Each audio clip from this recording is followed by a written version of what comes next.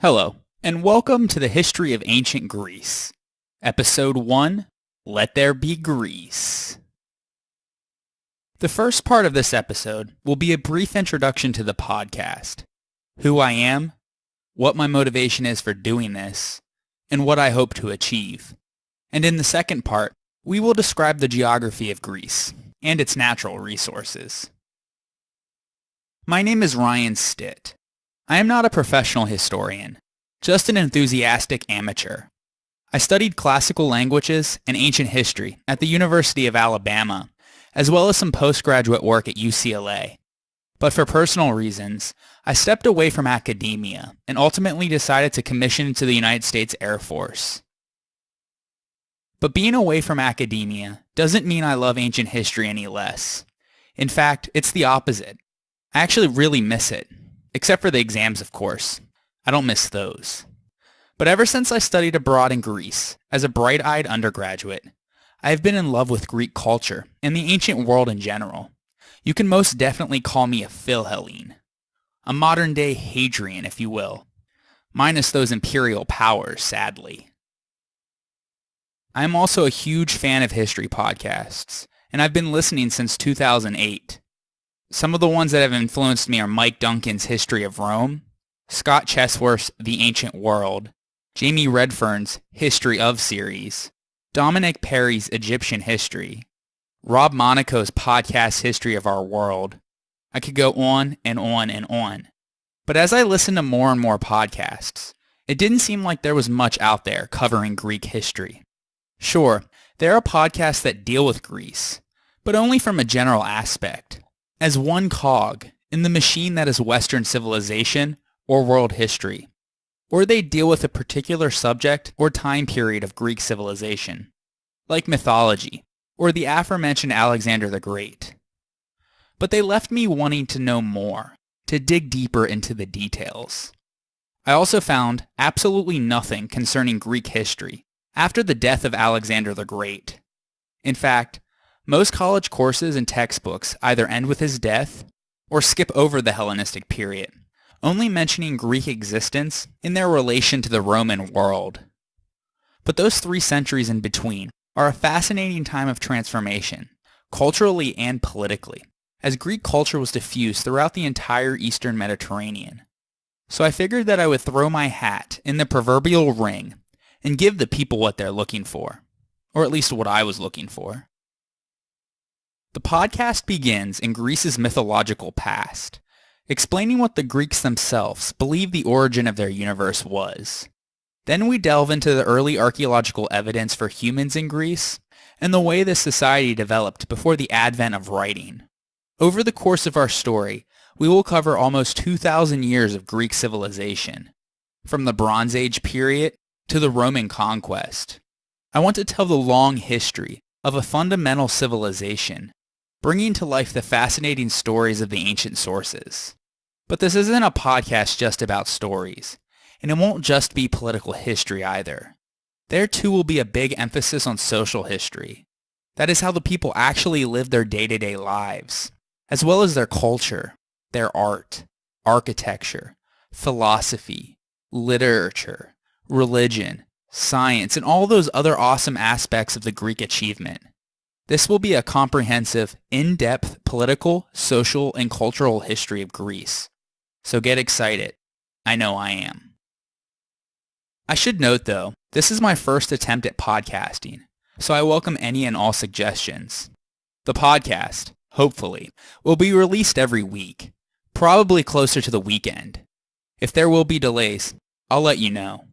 The information and materials used to generate this podcast will come from a wide variety of sources, both primary and secondary, and those will be listed on the companion website at thehistoryofancientgreece.com, where I'll also post pictures, maps, and other information to supplement the podcast. So let's get started. Out of all of the many great civilizations in the ancient world, what was it that made the Greeks so special? And why are we millennia later so radically linked to them? Well, those are some of the very important questions we must keep in mind during the extent of this podcast. In the Western world, we can't possibly understand our society if we don't understand its Greek origins and how it developed, as there's a great deal of continuity from ancient Greece to the modern world. Greece was the cornerstone of Western civilization. But the question is, how did this all come about? Before we begin, however, we must first describe the geography and resources of Greece, because we cannot effectively understand the history of Greece without first examining the land of Greece itself, because their physical environment was a major factor in their historical development. But first, it's very important to realize that when we make mention of Greece, or the Greeks for that matter, that there was not a Greek nation as in the modern sense of the word. The region that is now known as Greece was made up of several individual autonomous states. They all had a great deal in common, like language and religion, but it took external threats for them to come together and forge any sort of singular entity. These instances were rare and short-lived, however. Secondly, they did not call themselves Greeks. That is the Latin name given to them by the Romans. The Greeks called themselves Hellenes, and their country is known as Hellas, as it is still today. To eliminate any confusion, I'll be calling the land Greece, and its inhabitants Greek, once Greek-speaking peoples actually arrive in Greece, that is. But I am getting ahead of myself. More on that later. Now into geography. When you look at a map of Europe, there are three massive southern promontories. The Iberian Peninsula is in the west, the Italian Peninsula is in the center, and Greece is situated on the southern portion of the Balkan Peninsula, which juts deep into the eastern Mediterranean Sea, at the crossroads of Europe, Asia, and Africa. Greece is made up of a large mainland and two additional smaller peninsulas, the Halkidiki in the northeast and the Peloponnese in the southwest, which is separated from the mainland by the Isthmus of Corinth. But the Greeks inhabited an area far beyond the mainland.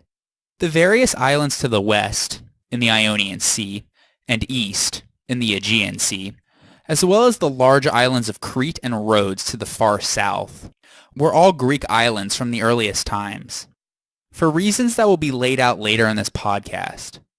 The western coast of Asia Minor, or modern-day Turkey, which is also called Anatolia, will become full of Greeks too. And even further down the road, Greeks would colonize various outposts on Cyprus, northern Africa, southern France, the Black Sea, and in southern Italy and Sicily, an area that was referred to by the Romans as Magna Graecia, or Greater Greece, because many famous and prosperous Greek cities had emerged there. We will go in further detail about all of this later. For now, though, Greece equals the mainland and the Ionian and Aegean seas. A big reason that the Greeks didn't unite into one political entity lies in the fact that almost 80% of their land is mountainous, and so they were often isolated from one another. There's also thousands of little islands inhabited by the Greeks that made complete unity a tall task. Still, military alliances were formed when dire situations called for it. Furthermore, only about 20% of Greece's land is considered good farmland, most of which was in Thessaly in the northeast and Messenia in the southwest. In the highlands, the soil is thin, and in Attica, the region where Athens is located, the soil is clay, which is not great for growing food, but would later be a boon for the pottery industry.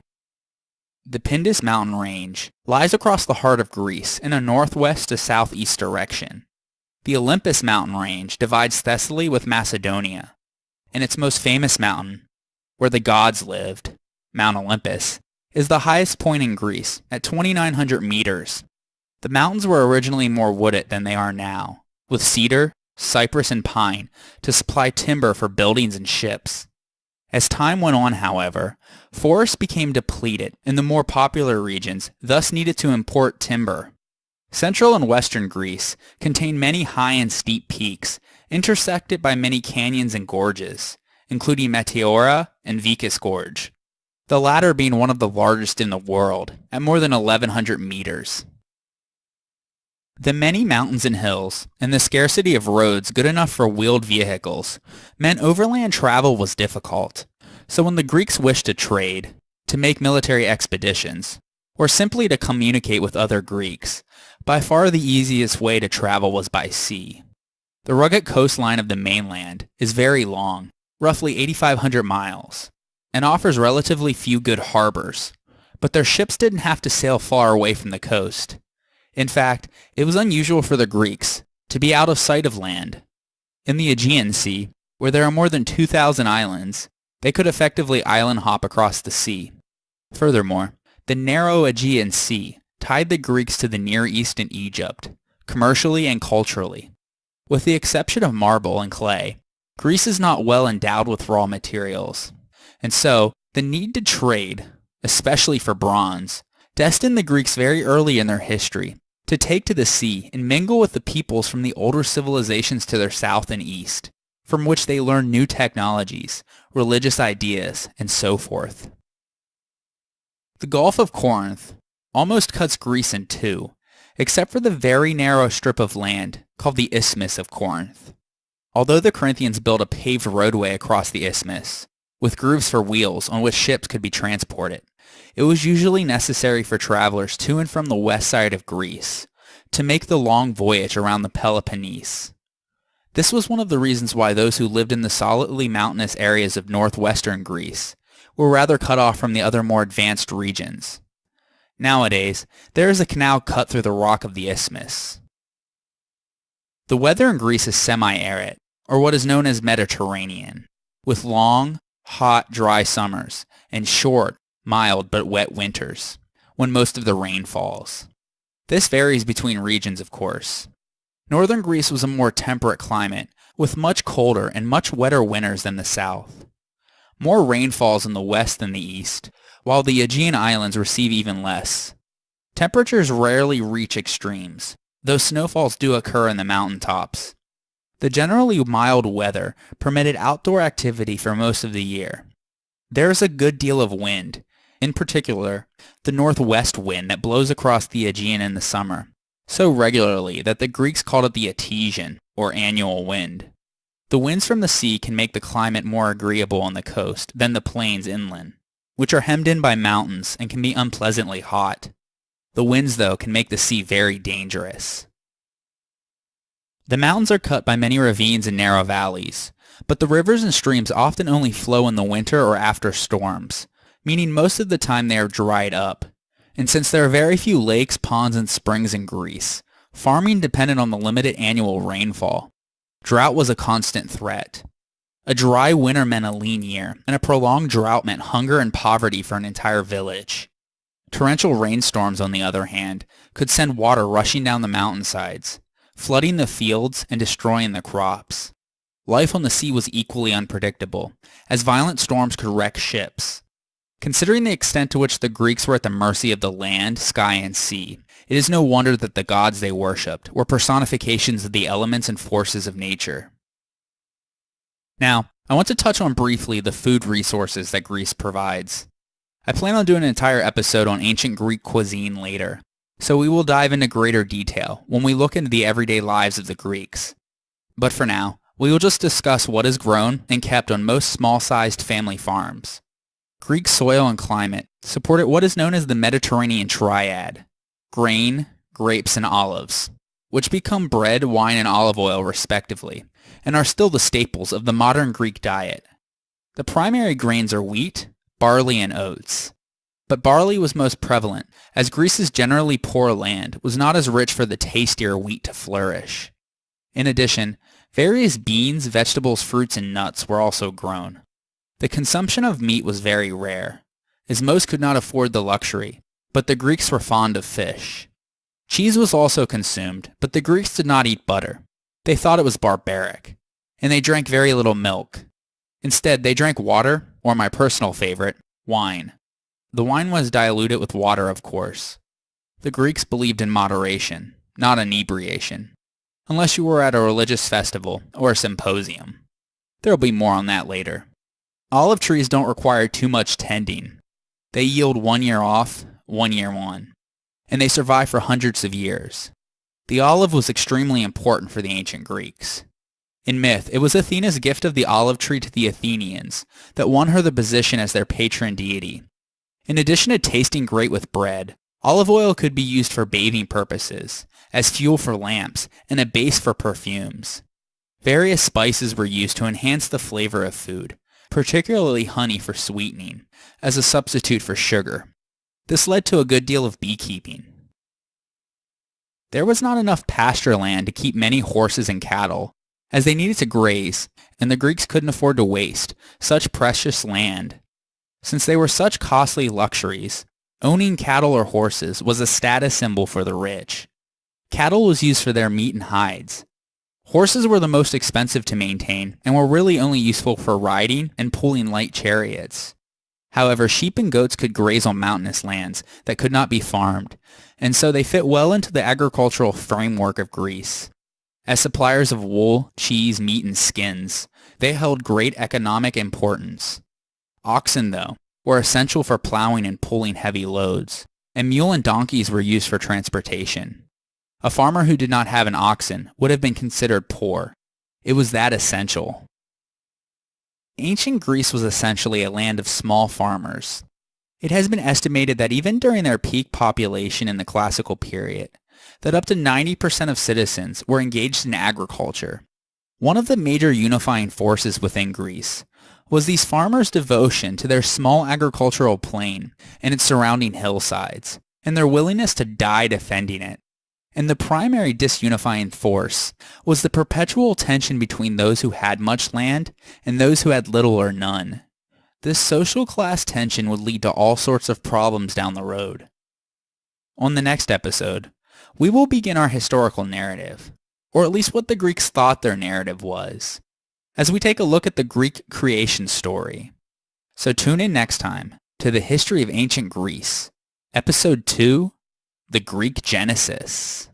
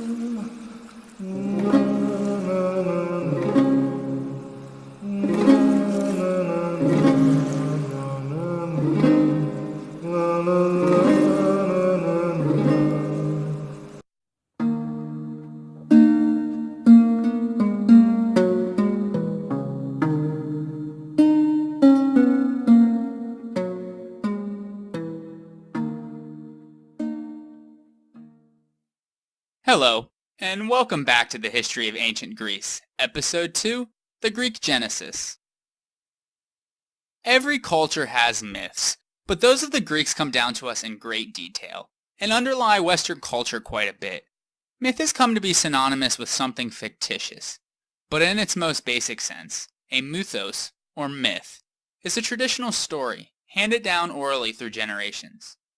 The stories aren't trying to be true or false. They're just saying something about the human experience.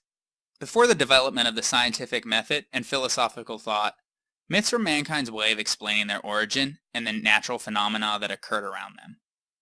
Every culture has their own creation story, but the Greek version speaks to a much broader audience and tells us about the culture that produced it, more so than their views on creation itself.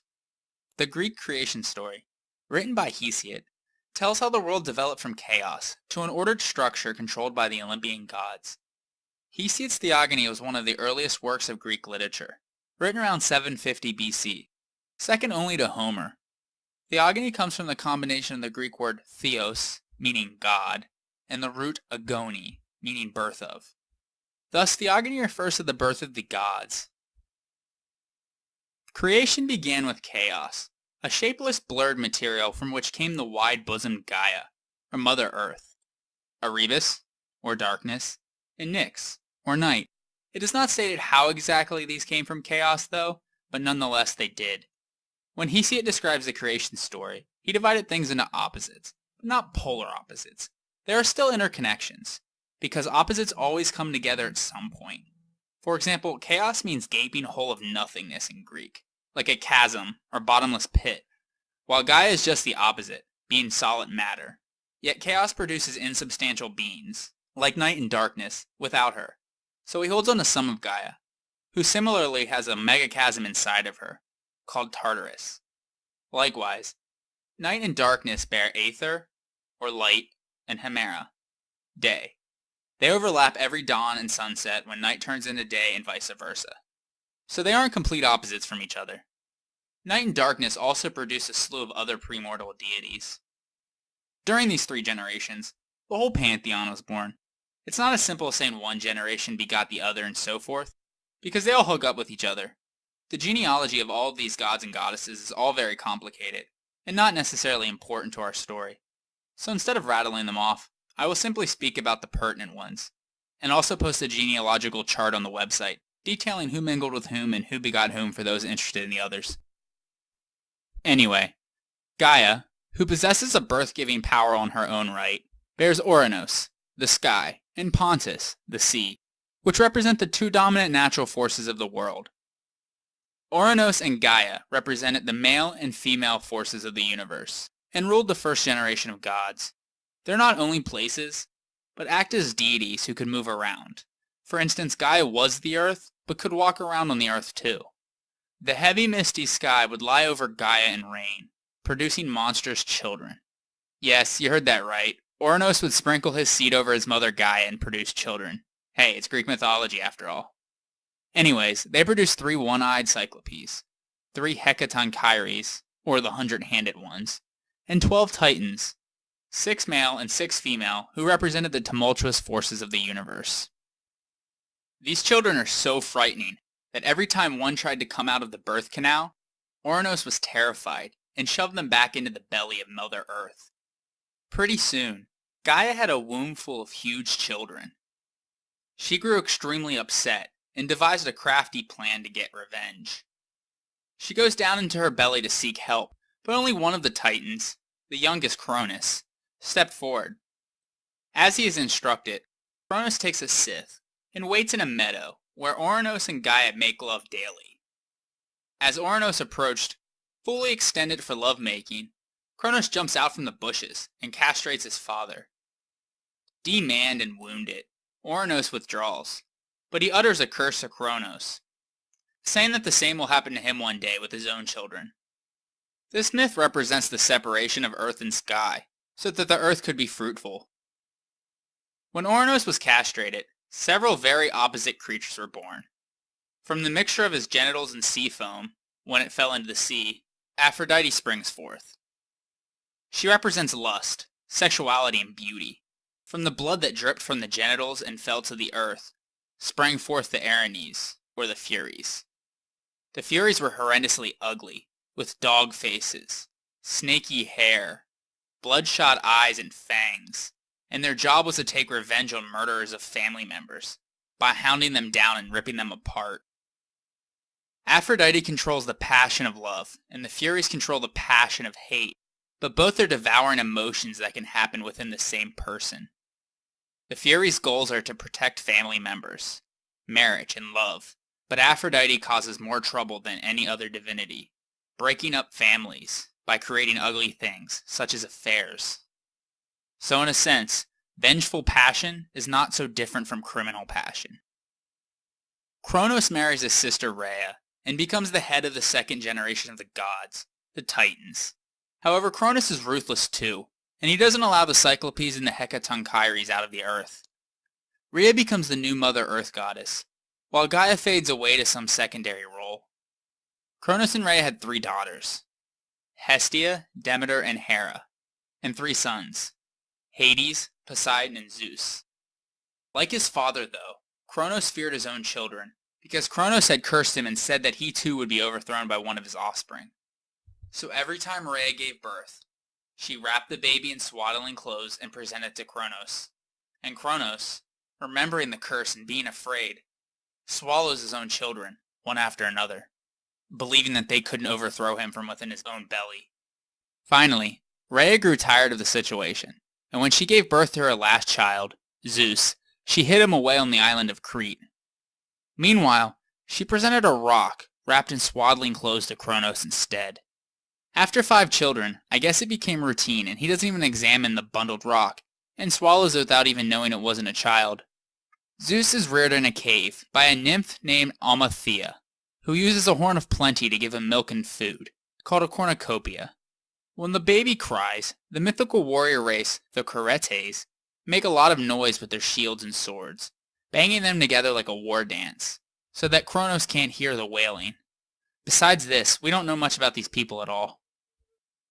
When Zeus grows up, he wants to overthrow his father, so he approaches Metis, a Titaness who is having an affair with Kronos.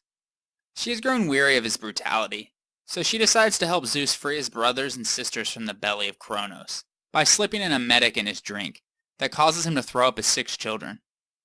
A war ensues between the Titans and the Olympians, known as the Titanomachy, which contains the root maki, meaning war, clash, or battle. This is truly a clash of the Titans.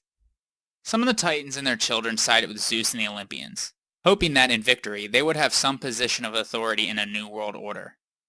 The 2 armies had camped on the top of 2 mountains, the Titans on Mount Orthrus, and Zeus and his warriors on Mount Olympus. The war is hard fought for 10 years. Then Zeus goes into the belly of Mother Earth and enlists the support of the Cyclopes and the Hecatonchires, promising to let them out if they help.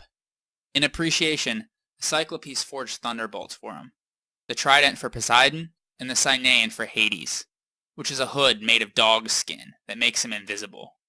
On the other hand, Kronos has no weapons, just brute force, and in the end the thunderbolts of Zeus were decisive, allowing him to defeat Kronos. Having lifted huge rocks with their combined 300 hands, the 3 Hecatonchires crushed the Titans. Although we are unsure exactly what he did, the Titan Prometheus led a major part in the victory for Zeus, for which he would be rewarded later. The defeated were locked up in Tartarus, deep in the belly of Mother Earth, and confined by a bronze fence and a triple wall. The gates were locked and guarded by the Hecatonchires. A few Titans had other punishments though, such as Atlas. He was exiled to the west, at the edge of the world, and was condemned to hold up the sky and the earth on his shoulders. Zeus marries his sister Hera and rules over the 3rd generation of gods, the Olympians. In addition to the children of Kronos, the Olympians are made up of the children of Zeus and Hera, the children of Zeus with himself, and the children of Hera with herself. They're all very interesting stories. I would recommend you to check them out. Anyway, they are Athena, Apollo, Artemis, Ares, Hephaestus, Hermes, and Dionysius. However, Gaia isn't happy that her children are back in her belly, so she gives birth to the Gigantes, or giants.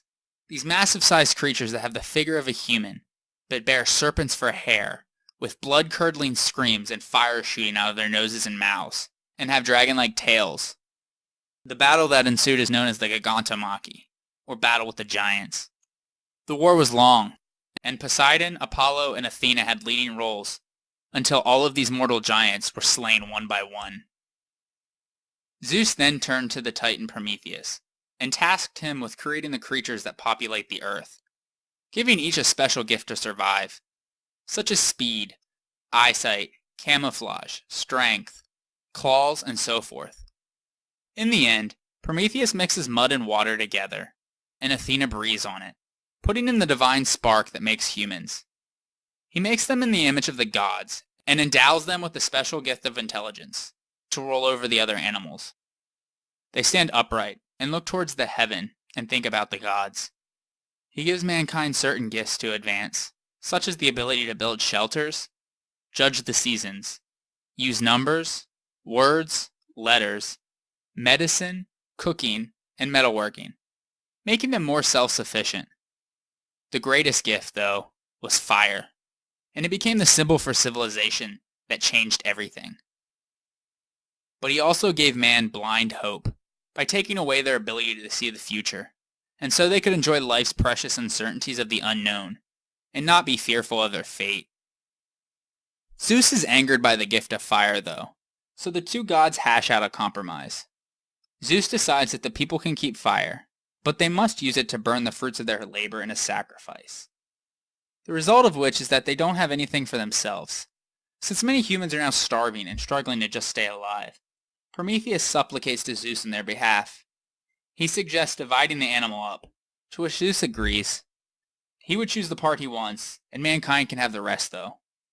But Prometheus tricks Zeus into picking the guts and bones by covering up with a thin layer of glistening fat, while covering all of the good meat up with blood and guts. When Zeus finds out, he takes fire away from mankind. So Prometheus sneaks to the forge of Hephaestus and uses a fennel stalk to carry the spark of fire back to mankind. But Zeus, since he sees everything, and Prometheus should know this, one day looks down and sees fire everywhere, and becomes enraged. He punishes Prometheus severely for his subordination. Zeus has him chained to a stake in the Caucasus Mountains in Scythia, which is modern-day Russia, on the far eastern banks of the Black Sea. The chains were made of adamantine steel, created by Hephaestus, and is so strong that even the gods couldn't break it.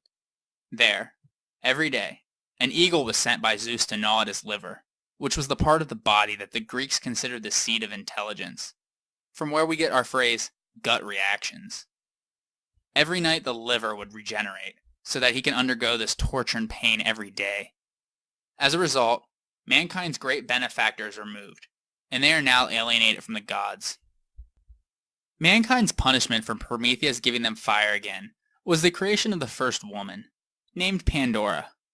Her name means all gifts, because Hephaestus molded her out of earth and water, and then each god or goddess gave her a special attribute. For instance, Aphrodite gave her lustful beauty, Athena taught her how to weave, and Hermes infused in her mind and heart with tricky and hollow words. Pandora was intended to distract man, and make him think of other things with her alluring good looks, charm, and persuasive words. Her ease of distraction seems like she has some sort of magical qualities. Women are men's ultimate rival, but whereas man is accustomed to fight, women use other means to get what they want.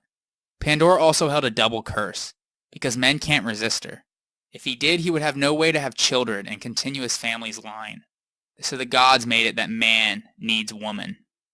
Pandora carried a jar with her, due to contextual corruptions in the 16th century AD by Erasmus, who translated the Greek word for jar, pithos, into the Latin word for box, pyxis.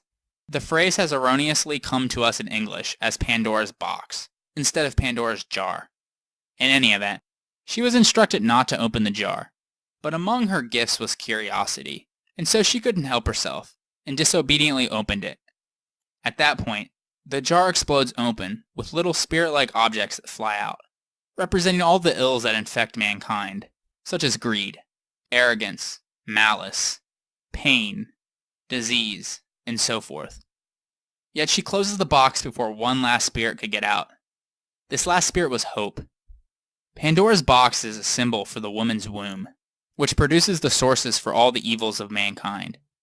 But as long as the womb exists, there is still hope that one day somebody will come out of it and reconcile gods and men. At some point down the road, Zeus calls a council of the gods on Mount Olympus, where he rants and raves about how arrogant and wicked mankind has become. He wants to destroy mankind with a flood, but the pious Deucalion was spared, and advised to build a small ark for him and his wife Pyrrha. They provisioned it with all of the necessities and locked themselves in. This flood myth follows the same theme as the others in the ancient Near East, like the biblical Noah and the Mesopotamian Utnapishtim, as told in the Epic of Gilgamesh, with slight variations. For 9 days, the storm raged, flooding the earth except for the top of certain mountains. Once the weather settled, the ark landed on a mountaintop.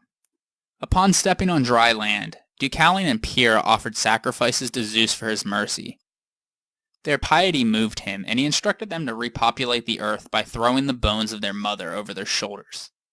They surmised that the bones referred to rocks, or the bones of Mother Earth. So they did as they were told, and the rocks thrown by Deucalion were transformed into men, and those by Pyrrha into women. The earth repopulated, and mankind survived. Deucalion and Pyrrha also had their own children, some of whom became the founders of various tribes or renowned heroes. Their firstborn son, Hellene, was considered by the later Greeks to be their earliest ancestor. In Greek, the country is called Hellas, and they are the Hellenes. His sons were themselves progenitors of primary tribes of Greece: Aeolus the Aeolians, Doris the Dorians, and Xuthus the Achaeans and Ionians through his sons Achaeus and Ion. There will be much more on these tribes in future episodes. On the next episode, now that the Olympian gods have established order in the universe, created man, created woman to make man simultaneously happy, yet miserable, repopulated the earth after a thorough flooding, and established the tribes of Greece, we move away from the realm of myth and get into real history. Well, kind of. The best term to use is prehistory. We will get into real prehistory. So tune in next time to the History of Ancient Greece, Episode 3, The Stone Age. I would like to give a special thanks to the amazing artist Michael Levy for allowing me to feature his music on this podcast. He transports you to the ancient world, bringing to life the melodies and using the techniques of the past. A new song will be played every episode. This one is titled Hymn to Heracles the Lion-Hearted, from his new album, The Ancient Greek Cathara of Classical Antiquity. If you like what you heard and are curious to learn more about ancient Greek music, check out his website at ancientlyre.com. His albums are available in every major digital music store, including iTunes, Amazon, and Spotify.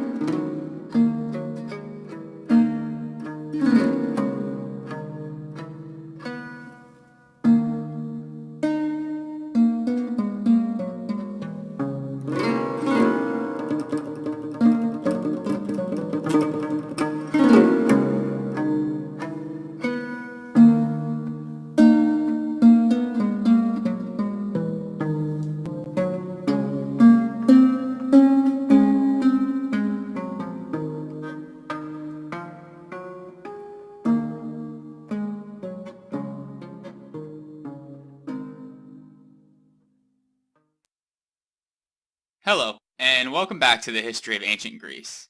Episode 3, The Stone Age. The further back in history we look, the less secure is our knowledge of the specific details. This is especially true during the prehistoric period, which is the period before there is writing. True history in the sense of specific events involving specific people would not begin until the development of writing. What we think we know derives from two sources: archaeology and oral tradition and later myths and legends.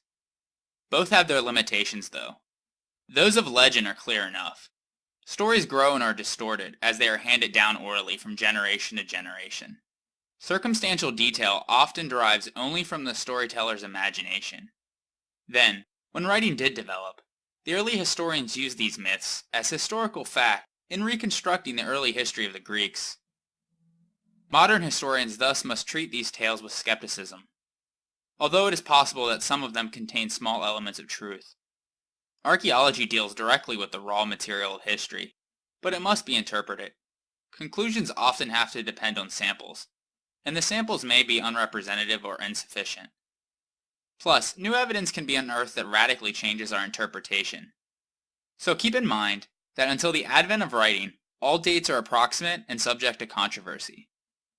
With that warning out of the way, let's try and piece together a narrative for the earliest dwellers of the Greek mainland and the Aegean Sea. Our story starts tens of thousands of years ago, in the latter portion of the Stone Age.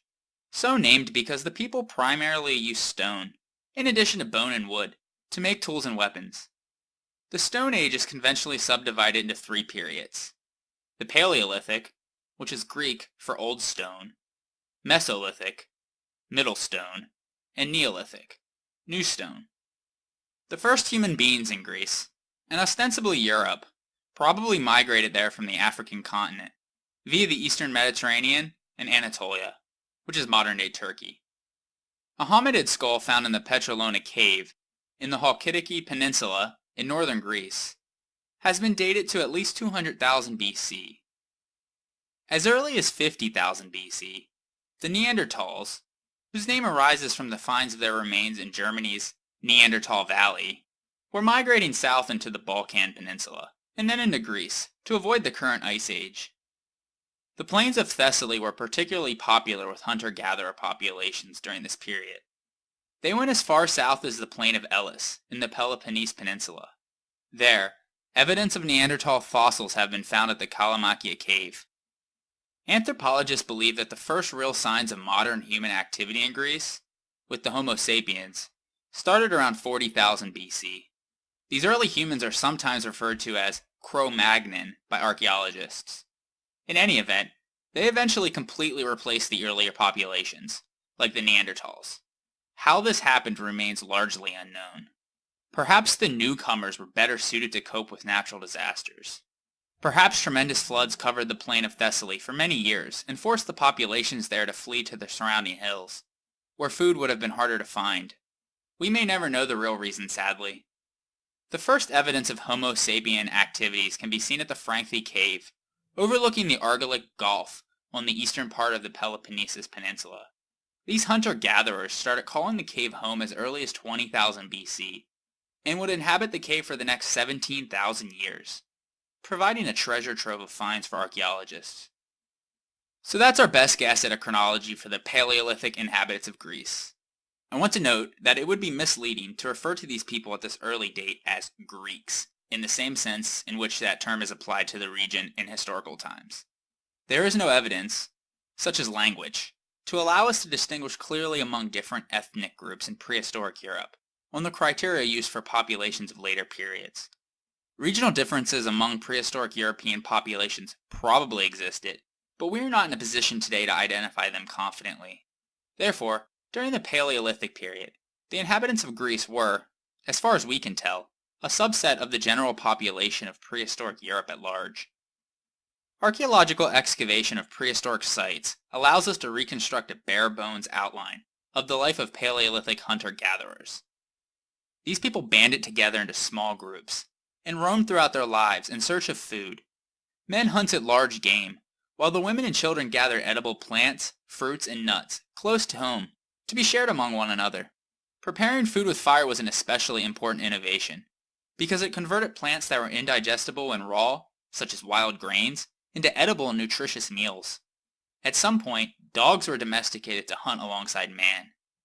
Living as hunter-gatherers, these early human beings sometimes migrated great distances, presumably following large animals or searching for more abundant sources of nutritious wild plants. Basically, they were at the mercy of the environment, as their lives were dominated by the relentless search for food. The Paleolithic period is considered to end after the last ice age, around 10,000 BC, at which point we enter the Mesolithic period, which is a transition into the Neolithic period and is characterized by the development of agriculture. The exact dates varies widely with each region. In any event, evidence at the Frankfy Cave suggests that as Greece warmed up again to its current climate, the rising ocean levels from these melting ice sheets forced them to adapt to survive. With erosion of the shore, large animals didn't have a place to graze, and so they left. The hunter-gatherers could have chosen to follow them, but instead they chose to be innovative in order to survive. They hunted smaller animals, gathered wild plants such as lentils, oats, and barley, and took to the sea to fish. In doing so, they probably went out in small boats made of reeds and skins. At the cave, archaeologists also found hard volcanic glass-like obsidian, used for knives, razors, sickles, and other small tools that need a sharp edge. Obsidian can only be found at Melos, an island in the southern Cyclades. This means that these people already were trading via the sea. With the primitive tools available for boat or raft building, a journey to Melos must have been a hazardous adventure for sure. Since hunter-gatherer populations came to depend increasingly on plants for their survival, they needed to develop a reliable supply. The answer, which took thousands of years of repeated trial and error to learn, was to plant part of the seeds from one crop to produce more of that crop. Wild crops, such as oats, barley, and lentils, were now being harvested. Knowledge of this revolutionary technology, agriculture, first emerged in the Near East and slowly spread outward. Evidence from the Frankfy Cave and the plain of Thessaly shows the new technology had reached Greece by around 7000 BC. How the knowledge of agriculture made it to Greece is unknown. It may have been introduced to Greece by newcomers from western Anatolia. Regardless, Neolithic women probably played a major role in inventing agriculture. After all, women in hunter-gatherer societies had developed the greatest knowledge of plants, because they were the principal gatherers of it. During this same transitional period, people also learned to breed and herd animals for food, thus helping to provide the meat formerly supplied by hunting large mammals, many of which would have been hunted to extinction by now. The first animals to be domesticated as a source of meat were sheep and goats. The production of food laid the foundation for other monumental changes. Because to farm successfully, people had to live in settled locations. Permanent communities of farmers, comprising a built environment with a densely settled population, constituted a new stage in human history. Sizable Neolithic villages sprang up in Macedonia, at Nea Nicomedia, and further south in Thessaly, at Sesklo and Dimini, by 5000 BC, concentrated in the few plains suitable for agriculture. Since most of its land wasn't arable, Greece had a speed bump in its developmental history, because its food resources couldn't support a massive population boom, like what was happening in the Near East at this time. It would be thousands of years before Greece caught up.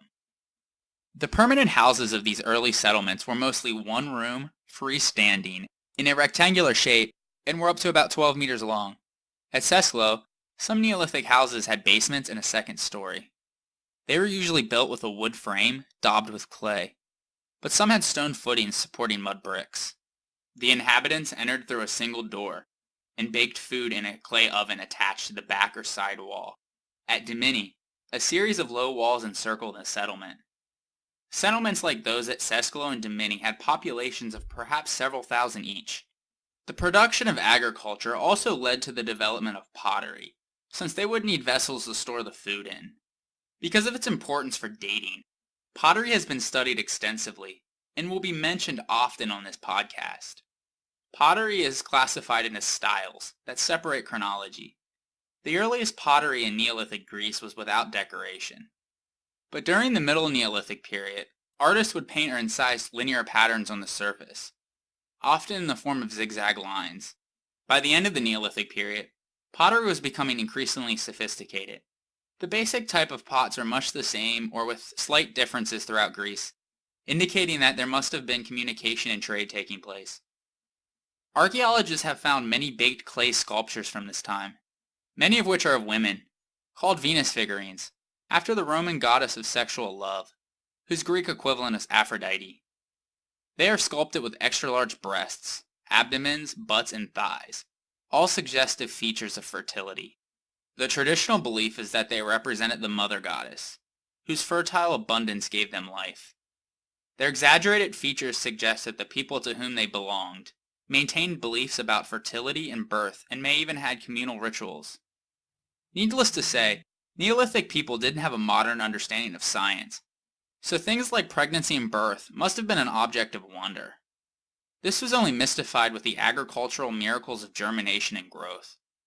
Female figures dominate Neolithic statuette art, although male figures also exist. Males are chiefly distinguished by a projecting phallus. These figurines were not at all standardized, and they show up in a variety of postures and shapes and sizes.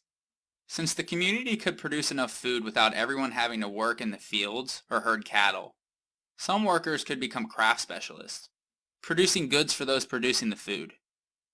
These artisans not only fashioned tools and containers from the traditional materials of wood, bone, hide, and stone, but also developed new technological skills by experimenting with metal around 4000 BC.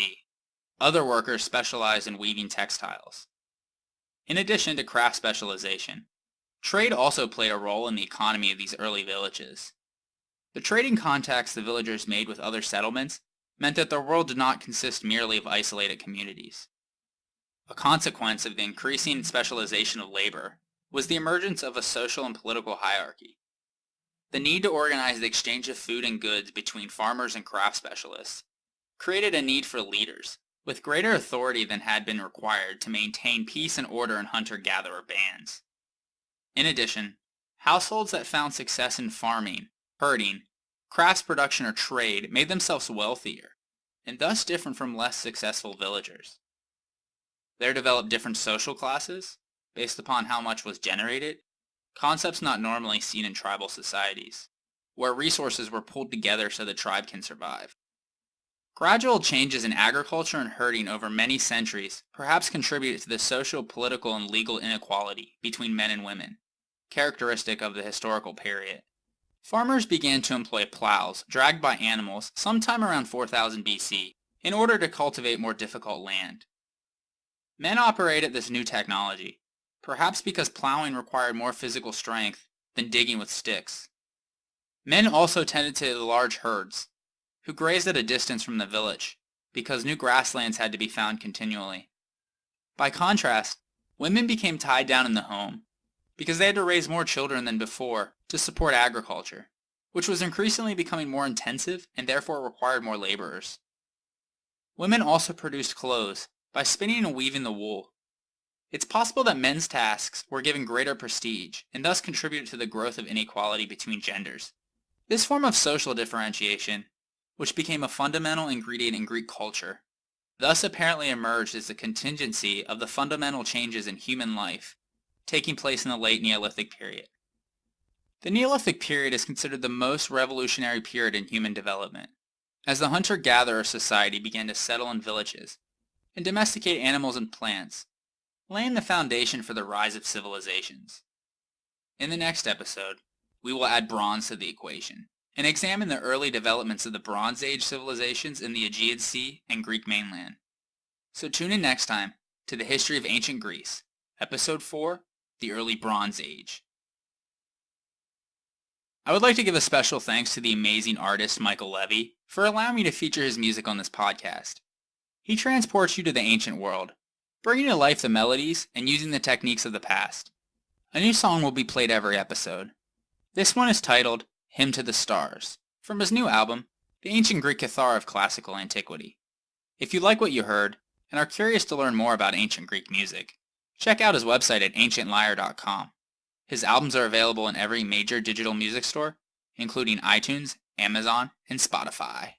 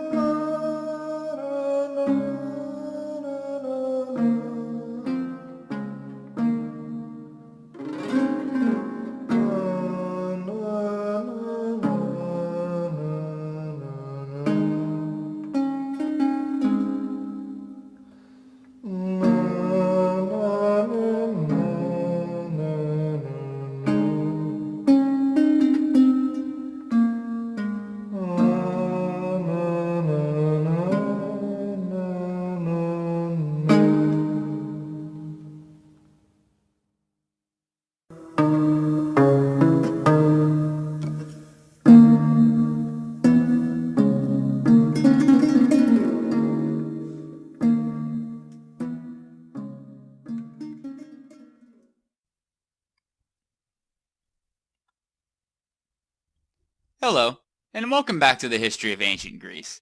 Episode 4, The Early Bronze Age. In this episode, we are going to discuss the next significant period in Greece's developmental history, the Early Bronze Age, which is roughly the 3rd millennium BC, with a focus mainly on the Cyclades and the Greek mainland. With the coming of the Bronze Age, we start to get more and more material evidence, and social and economic changes begin to proceed more rapidly. The main reason was an increase in the use of metals, and the development of metallurgy. The transition from Neolithic to Bronze Age was not immediate, however. For this reason, just like the Mesolithic period is a transition between the Paleolithic and Neolithic periods, some scholars have labeled the transitional period from Neolithic to Bronze Age as Chalcolithic, from the Greek words chalchos, which is copper, and lithos, stone, because copper was being used in addition to stone. Since copper is a metal, it's still technically part of the early Bronze Age.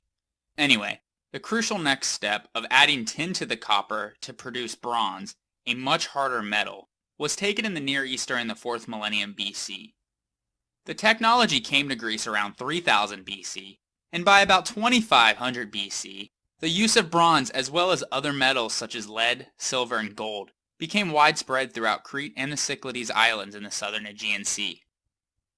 The introduction of metallurgy was a major technological advancement, Devising innovative ways to alloy metals at high temperatures, Aegean smiths created new luxury goods and better tools for agriculture, construction, and warfare. Weapons of bronze were considerably more lethal than those made of stone, bone, or copper. Bronze was much stronger and was able to hold a razor edge, making feasible the production of durable metal daggers, swords, and spearheads. The dagger soon became standard equipment for warriors in the Bronze Age, and it eventually was lengthened into swords, increasing the killing efficiency of these new weapons. Bronze Age smiths also made daggers and swords with lavish decorations added to them, as objects for display and ostentation, highly visible symbols of wealth and status. This creation of a new kind of wealth and status represented a turning point in Greek social and economic relations. It was the high-ranking individuals and families, those with greater surpluses of wealth, who had the most access to bronze and scarce metal products.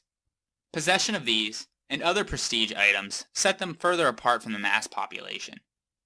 The desire to accumulate wealth in the form of various metal objects, such as jewelry, and to possess those objects as status symbols, stimulated demand for metals and for the skilled workers who could fashion them. This gave rise to local specialists and workshops and accelerated trade for copper and tin and other metals, not only with the Near East, but also with the peoples of Central and Western Europe, where tin was abundant. Some of these specialists were itinerant Near Easterners who had traveled west looking for new markets for their skills. They brought with them not only their technological expertise, but also a repertoire of myths that influenced the people with whom they interacted. In this way, they became indirect agents of cultural change. Early Bronze Age Greece was edging its way into the wider economy and culture of the Mediterranean world. And as the economy expanded and the settlements grew larger, so did the wealth, power, and authority of their leaders, now established as hereditary chiefs, who were accorded exceptional honors and privileges. Mediterranean polyculture, or the cultivation of olives and grapes, as well as grain, in one agricultural system, also fully evolved in the 3rd millennium BC, as people began to exploit new plants to expand their diet. The emergence of this system, which still dominates Mediterranean agriculture today, had two important consequences: an increase in food supply, which stimulated population growth, and further diversification and specialization of agriculture. This in turn produced valuable new products, such as olive oil and wine, both of which required new storage techniques for local use and for trade. The manufacture of great storage jars therefore gained popularity, adding another specialization to the crafts of the period. Specialization in the production of food and goods also meant that the specialists in these fields had no time to grow their own food, or fashion the variety of things that they needed for everyday life. They had to acquire their food and other goods through exchange. Society therefore became increasingly interdependent, both economically and socially. Throughout the Bronze Age, no events in Greece, Crete, or the Aegean can be firmly dated by contemporary sources. Unlike the civilizations of Egypt and the Near East, the peoples of these areas were illiterate through the 3rd millennium BC, and when they finally developed a script, they did not record historical events. We therefore once again have to rely for chronology almost entirely on the dating of material objects. Of these, pottery is by far the most widespread, and was used at all levels of society, for cooking, eating, drinking, and storing, and in all grades of quality. Even when pots are broken, the pieces survive and fire does not destroy them. As in modern times, different generations tend to have different tastes. Therefore, changes in the style of decoration and popular shapes can be classified. And with the help of stratified deposits, which show which pots are contemporaneous, they can be arranged in sequence and we can establish a relative chronology. The Bronze Age is divided into 3 periods. Early, roughly 3000 to 2000 BC, middle, roughly 2000 to 1550 BC, and late, roughly 1550 BC to 1100 BC. They are differentiated between Minoan, which is Crete, Helladic, the mainland, and Cycladic, the Cyclades, although the general chronologies are all about the same. These 3 each then are divided into 1, 2, and 3, and subdivided further into A, B, and C. So for instance, you can have early Cycladic 1A, middle Minoan 2B, late Helladic 3C, and so forth. I'll post a chart on the website for you to peruse. It's not as complicated as it sounds. The differences in the periods A, B, and C are minuscule and are more for archaeological folks, and aren't necessarily pertinent for understanding the historical narrative. Another means of arriving at dates for organic objects is radiocarbon dating. Since we know the amount of carbon-14 in any organic object, and since the carbon-14 decays at a fixed rate, it is possible to measure the amount of carbon-14 left in an object. The older something is, the less carbon-14 will be in it. So this is useful for relative dating. However, this method can provide inaccuracies of up to 200 or 300 years, but for an era before coins, inscriptions, or written records, this is absolutely crucial. The more advanced cultures during the early Bronze Age were found on Crete. There will be more about them next episode, and in the Cyclades, the group of islands in the southern Aegean. Their name is derived from the word koukalos, meaning circle, since they form a sort of circle around Delos. They are a stepping stone and key link between Asia Minor, Crete, and Greece. It was certainly through them that Near Eastern influences reached Greece and allowed them to achieve a period of great prosperity. During the 3rd millennium BC, the Cyclades are most famous for their marble sculpture, and the islands of Naxos and Paros in particular. Shown in an abstract, geometric form, these sculptures had features that include triangular-shaped noses, an oval face, sloping shoulders, breasts, and an abdomen, known as the canonical style. Most figures were of nude women, with their arms folded across their chest. Her feet are tilted backwards, possibly meaning that these figures were intended to be laid down. This style accounts for the overwhelming majority of figures. However, the seated male lyre player is one of the exceptions. As its title portrays, it shows a seated male figure, holding a lyre, and actively engaged in making music. It is about 9 inches tall, which is really small compared to the majority of Cycladic artifacts found. Some of them are even life-sized, but most averaged about 18 inches high. The function of these canonical figurines is unknown. In the absence of written record, we must use interpretation, but the archaeological data is insufficient due to extensive looting of the Cycladic islands in the 1950s and 60s, as they were in great demand on the international art market. It has been estimated that out of approximately 1,400 figurines, only 40% have been recovered through systematic excavations with proper documentation. Regardless, we do know that most came from graves, leading many to theorize their involvement in funerary rituals, possibly being representations of the deceased, servants or concubines in the afterlife, or votive figurines. Some have also appeared in domestic contexts. To me, it seems more likely that the female figurines are just a newer version of the Neolithic mother goddess fertility figure, as the plumpness gives way to a more rigid form. Instead of clay, they are being made with a new medium, marble. But these weren't meant to be carried about and handled like their predecessors. Instead, these were probably meant to be marveled at and worshipped. Although the mainland was not creating representational art quite like the Cyclades, that doesn't mean that in other aspects they weren't developing. Once the use of bronze fully goes into effect, we see a period of impressive growth from 2500 to 2200 BC.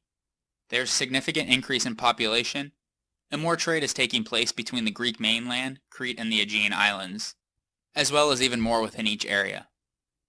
The pottery shows influence from Western Anatolia, and a fast-spinning version of the potter's wheel is introduced from the Near East, leading to new shapes being able to be made, such as pouring vessels. An apprentice controlled the wheel while the potter was free to use both hands to mold the clay to his desired shape. The development of metallurgy, together with the growth of trade, increased specialization and created more complex societies.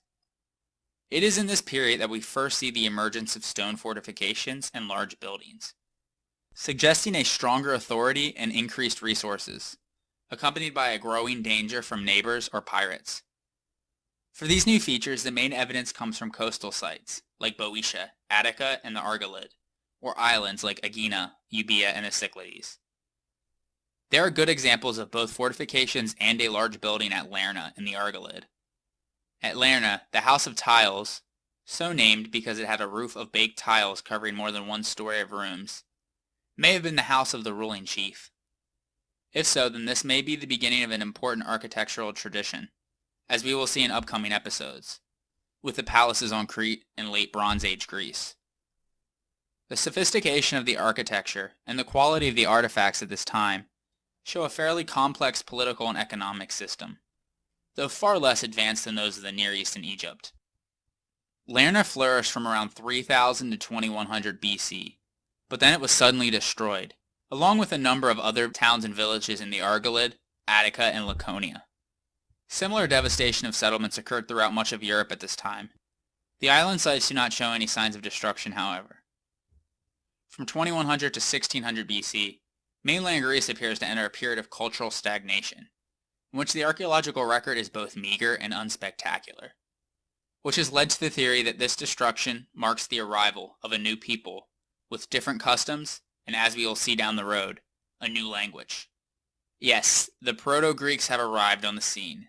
The theory continues that these Proto-Greek people arrived in mainland Greece as part of a huge wave of migrating peoples from the north and east. This theory is the result of modern linguistic analysis. In the 18th century AD, scholars began to recognize that ancient Greek bore many similarities to other dead languages, such as Latin, Old Persian, and Sanskrit, as well as to entire families of spoken languages, such as Romance, Germanic, and Slavic. They observed, for example, a striking similarity in various words. We will use night as an example, but there are many options that I could have chosen. Also, I probably am going to butcher some of these words, so don't hold it against me. Anyway, night in Greek is nux, noctos in the genitive case. Latin is nox, noctis in the genitive case. Sanskrit is noct, English is night, Spanish is noche, French is nuit, German is Nacht, Russian is Nok, and so on. That English speakers have two completely dissimilar pronouns to refer to themselves in different grammatical contexts, the words I and me, is a feature common in numerous other languages. The close likenesses in vocabulary and grammatical structure among ancient languages and their descendants soon led to the hypothesis that they had all sprung from a common linguistic ancestor, which was termed Indo-European. It was reasoned that there had once been a single Indo-European homeland, located perhaps in the vast steppes north of the Black and Caspian Seas, in Central Asia, and that the separate languages developed over the course of migrations from the homeland into distant places around 4500 to 2000 BC. The original language would have disappeared well before the invention of writing, however. The speakers of Proto-Greek were thus a part of a great and lengthy ancient exodus of peoples, which gradually over the centuries spread the Indo-European languages across Europe and Asia, from Ireland to China. So with that in mind, the standard belief goes as follows. Greek-speaking peoples came down into the Peloponnese in 3 waves, with the earliest being sometime between 2100 and 1900 BC, a second wave occurring around 1600 BC, and a third wave would arrive at the end of the Bronze Age. When they arrived, they came with horses, a previously unknown sight in Greece.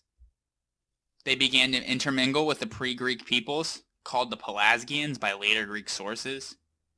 They spoke an early form of Greek, yet they absorbed into their language a number of words used by the locals. These were particularly place names ending in endos, sos, and tos, such as Corinthos, which is Corinth, and the mountains of Hymettus and Parnassus. There are also names of indigenous animals and plants, such as Hyacinthos, the hyacinth, and Narcissos, Narcissus. And the Greek words for the sea, thalassa, and an island, Nissos, fall into the same category. The common link between such words is that they stood for things probably unfamiliar to the new arrivals, so they just borrowed the names. After all, these people from Central Asia wouldn't be familiar with the sea and islands. The most we can safely say about these incoming Greek speakers is that they practiced herding and agriculture, and they knew metallurgy and other crafts, such as pottery and cloth making. Of their society, we can surmise only that they were organized in clans that were patriarchal and patrilineal, meaning they were ruled by men and descent passed down through the male. Their primary divinity was Zeus, a powerful male god, and they were a warlike people with a hierarchical leadership system.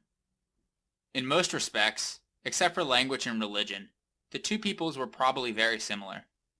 The process of displacement was probably a long one, with both Greek and indigenous languages existing side by side for centuries, during which the native people and the newcomers gradually merged into a single people through generations of intermarriage and their two cultures fused into a single culture that contained elements of both. Population increased, new settlements arose, there were advances in metallurgy, and contacts with the civilizations of Crete and the Near East began, all of which would lead to the ushering in of the high civilization of the Late Bronze Age. The idea that advanced civilizations had existed in the Aegean during the Late Bronze Age was not known until the unearthing in the late 19th century AD of three famous cities from the mythical Age of Heroes. But in 1870, Heinrich Schliemann, who was a wealthy German businessman turned archaeologist, discovered the city of Troy. In Schliemann's day, most historians dismissed the stories of Homer as just another mythical tale. Schliemann, however, believed what he read in Homer and went looking for Troy. He found a massive mound at a place called Hisarlik in northwestern Turkey. But this site was sitting miles away from the coastline, but it did not mesh with Homer's account of Troy sitting on the sea. But Schliemann found that where there was now land, there used to be a great harbor, as his archaeological team revealed the massive ruins of a Bronze Age city, which he identified as the mythical Troy. The news electrified the scholarly world and captured the public's imagination, since there really had been a Troy, where Homer said it was located. Schliemann then decided to look for Mycenae in 1876. He also was well versed in Pausanias, a 2nd century AD geographer who traveled around Greece and wrote about what he saw. Pausanias is fairly accurate in his descriptions. So Schliemann went to the northeastern Peloponnese and found Mycenae. Although it was a small, rather insignificant town throughout recorded Greek history, the Bronze Age ruins show a heavily fortified citadel with enormous walls, a city worthy of the legends. After which, Schliemann labeled these Bronze Age Greeks the Mycenaeans, after their chief city, because according to Homer, Agamemnon, whose palace was at Mycenae, was the overall military leader of the Greek troops during the Trojan War. No less spectacular was the discovery by an English archaeologist named Sir Arthur Evans in 1900. Evans went to Athens and saw many inscriptions that had been found from a mound near the modern town of Heraklion, on the northern shore of Crete. This led him to dig the site where the looting had been active, and he discovered the Bronze Age palace complex of Knossos. He brought to light an entire civilization, which was previously unknown to us, apart from mythology and other vague references in the ancient authors. He called them the Minoans, after their mythical king Minos, who, according to Homer, lived 3 generations before the Trojan War. These Minoans exercised a powerful cultural influence on the Greek mainland from 2100 to 1600 BC, during their period of infancy, as well as the Cycladic Islands. So in the next episode, we will turn to Crete and examine the development of a culture that had such profound impact on the Greeks. So tune in next time to the History of Ancient Greece, Episode 5, Minoan Crete. I would like to give a special thanks to the amazing artist Michael Levy for allowing me to feature his music on this podcast. He transports you to the ancient world, bringing to life the melodies and using the techniques of the past. A new song will be played every episode. This one is titled Hymn to Ares, from his new album, The Ancient Greek Cathar of Classical Antiquity. If you like what you heard and are curious to learn more about ancient Greek music, check out his website at ancientlyre.com. His albums are available in every major digital music store, including iTunes, Amazon, and Spotify.